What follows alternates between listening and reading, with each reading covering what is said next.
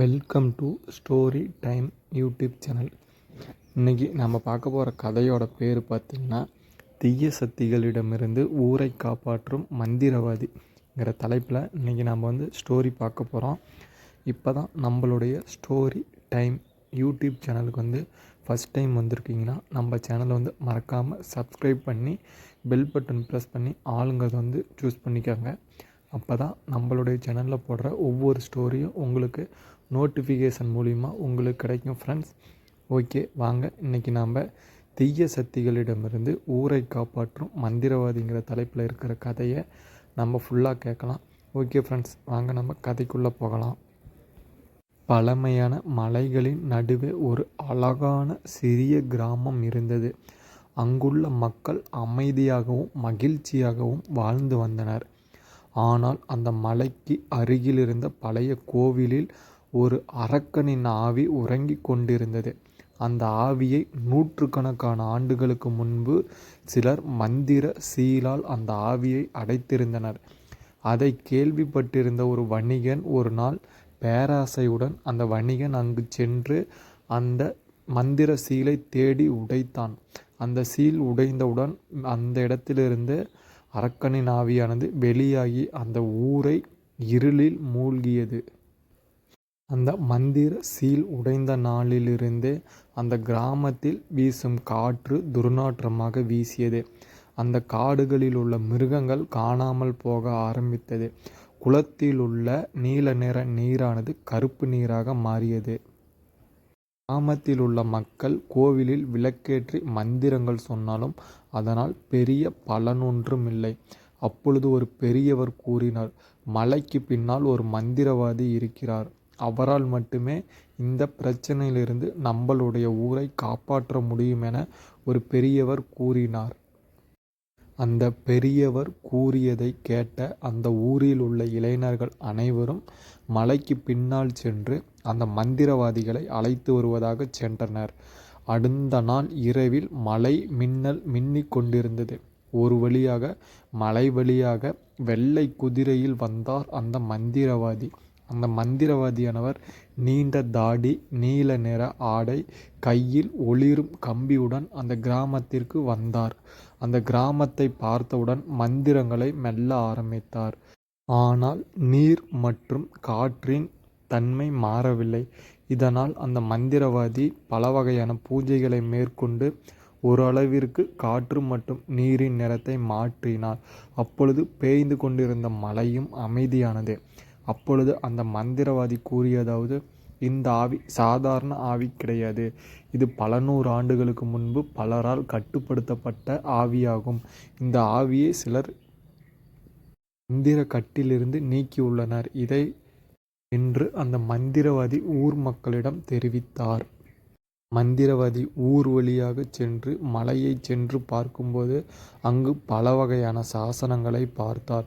அதில் எழுதப்பட்டிருந்தது என்னவென்றால், அந்த ஆவியை அடக்க எரியும் கல்லும் மற்றும் தூய நெஞ்சமுள்ள சக்தியும் வேண்டுமென அதில் எழுதப்பட்டிருந்தது.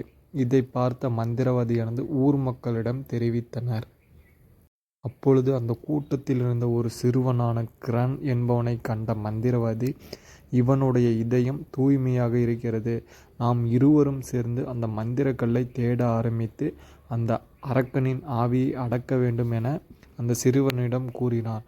அதற்கு ஊரின் நன்மைக்காக அவனுடைய பெற்றோர்களும் சம்மதம் தெரிவித்தவுடன் இருவரும் பாதுகாப்பாக அந்த ஆவியை அடக்குவதற்காகவும் மந்திரக்கல்லை தேடவும் தொடங்கினர். அவர்கள் இருவரும் செல்லும் பாதையில் பாம்பு, மாய உயிரினங்கள், குரங்கு மற்றும் நிழல் மறைத்த மாயங்கள் என பல சோதனைகளை கண்டனர். ஆனால் மந்திரவாதியும் அந்த சிறுவனாகிய கிரணும் இருவரும் தங்களுடைய துணிச்சலால் அவற்றை வெற்றி பெற்றனர். பல தடைகளையும் தாண்டி இருவரும் அந்த மலையின் உச்சியை அடைந்தனர். மலையின் உச்சியில் உள்ள பழைய ஆலயத்திற்கு இருவரும் சென்றனர். அங்கு மாய தீ ஒளிர்ந்து கொண்டிருந்தது. அந்த கல்லை பெற சிறுவனாகிய கிரண் தன்னுடைய கையை அங்கு வைத்தான். தீ எரிந்தாலும் அவன் சிரிக்காமல் தயங்கினான். அந்த நேரத்தில் கல்லின் ஒளியானது அவனுடைய இதயத்திற்கு நேராக சென்றது. இதை பார்த்த மந்திரவாதியானது, இப்பொழுதுதான் நாம் சக்தியை முழுமையாக பெறுகிறோம் என மந்திரவாதியானவன் சிறுவனை பார்த்து கூறினான். அன்று இரவு கிராமத்தின் மீது கருப்பு மேகங்கள் சூழ்ந்து கொண்டிருந்தது. அரக்கனின் ஆவியானது வானில் மிகப்பெரிய நிழலாக தோன்றி மக்களை அச்சமுறுத்தியது. அவனுடைய குரல்கள் அந்த கிராமம் மற்றும் அருகே உள்ள மலையை அதிரச் செய்தது. அப்பொழுது சிறுவனும் மந்திரவாதியும் கிராமத்தை அடைந்தனர். அப்பொழுது மந்திரவாதியானவன் மந்திரத்தை கூற ஆரம்பித்தான். சிறுவனின் கையில் இருந்த மந்திர கல்லானது இருளை அழி என்று சிறுவன் கூறி மந்திர கல்லை உயர்த்தி பிடித்தான். அப்பொழுது ஒளியானது முழுவதும் பரவி ஆவி சத்தமிட்டது. ஆனால் ஒளி அதனை சூழ்ந்து கிராம மக்களிடம் மின்னல் போல் ஒளிர, அங்கிருந்த அரக்கனின் ஆவியானது அந்த மந்திர கல்லில் வெளிவந்த ஒளியின் மூலமாக அரக்கனின் ஆவி சிறிது சிறிதாக முழுவதும் காற்றில் கரைந்து சென்றது. அடுத்த நாள் காலை சூரிய ஒளி புதிதாக தெரிந்தது. மரங்களில் பச்சை ஒளியுடன் ஜொலித்தது. கிராமத்தில் உள்ள மக்கள் மகிழ்ச்சியாக அந்த மந்திரவாதிக்கும் அந்த சிறுவனுக்கும் நன்றி கூறினர்.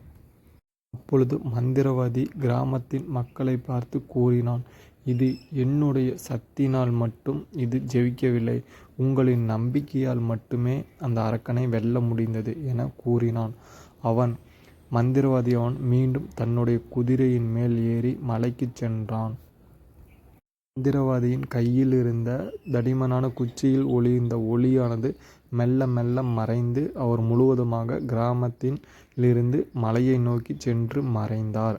அன்று முதல் கிராமத்தில் எந்த ஒரு தீய சக்தி இல்லாமலும் கிராமத்தில் உள்ள மக்கள் மகிழ்ச்சியாக வாழ்ந்து வந்தனர்.